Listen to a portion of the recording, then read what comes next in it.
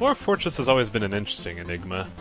Other developers have tried to copy and capitalize on its success, but many have either been lackluster at best or just outright awful. The odd thing is that Dwarf Fortress was made by one guy and the game rarely sees any polish because of it. Now the indie crowd wants to copy this success story, and Gnomoria in particular is shaping up to be a very adequate successor. Developed by Robotronic games, Gnomoria follows the same Empire sim model that Dwarf Fortress is famous for, just with gnomes for whatever reason. Much like Dwarf Fortress, you and your intrepid team of gnomes are thrust into a randomly generated world in order to create your own sprawling empire. As of this video, however, the game is still in beta, so there's still many things in the works. Being a sim game, Gnomoria's gameplay and objectives are focused all around industry management. You start your tiny empire focused on survival, then segue into national security, and finally focus your in-game production on growing your commerce value to radical numbers.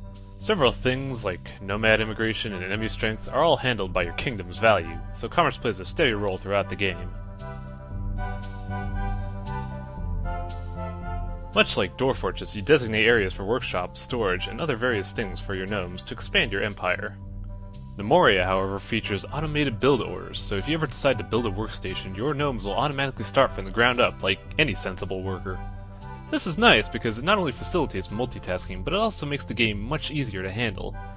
At this point in the beta, however, the AI is really dodgy.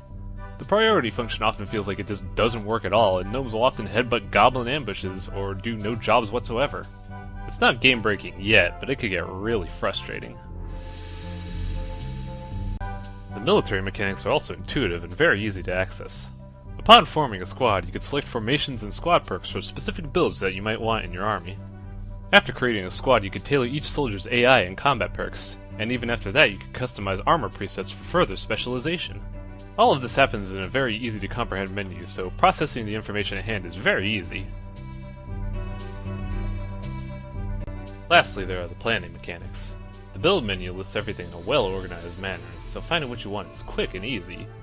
The main build menu also shows you prerequisite materials and stations necessary in order to prevent confusion. Unfortunately, the quick build menu doesn't tell you this information, so some route memorization is needed. The clunky AI from before can also meddle with your build plans if you queue up too much work, so be careful with that. The big question, though, is why don't I just play Dwarf Fortress? Gnomoria certainly does take inspiration from Dwarf Fortress, but it also improves a lot in the process. The big improvement has to be the sleek and improved interface. All necessary information is neatly categorized and is easy to get a grasp on, unlike Dwarf Fortress's crazy interface that often begs the use of third-party software. The new interface, along with the built-in tutorial, allows for better ease of access while still preserving that insane learning curve that Dwarf Fortress established.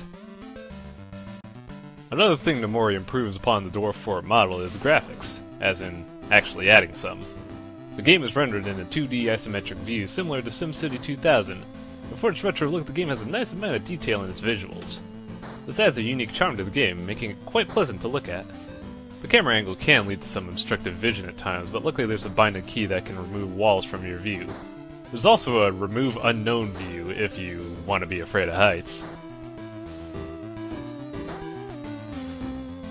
With all these improvements and streamlining, the game still manages to preserve Dwarf Fort's learning curve and complex mechanics. The military and civilian management engines offer a huge range of flexibility for your empire, and managing your ever-growing factory requires ingenuity and cleverness, not to mention defending it. One thing Gnomoria lacks though and desperately needs is the head-crushing amount of lore that Dwarf Fortress has. Gnomoria may have a decent medical log at the moment, but there are no insights into your gnomes' personal lives whatsoever. This leads to a very empty late-game experience where you can't read up on how much your gnomes love your decorated great halls, or if they have any troubles with their family life. It's a little disappointing for sure. So far, Gnomoria is shaping up to be a very decent game and an adequate successor to Dwarf Fort.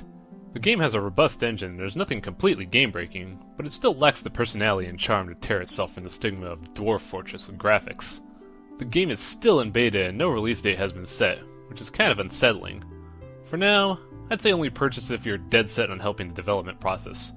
Gnomoria may not be finished now, but it's at a point where enough input can shape the game for a much better experience.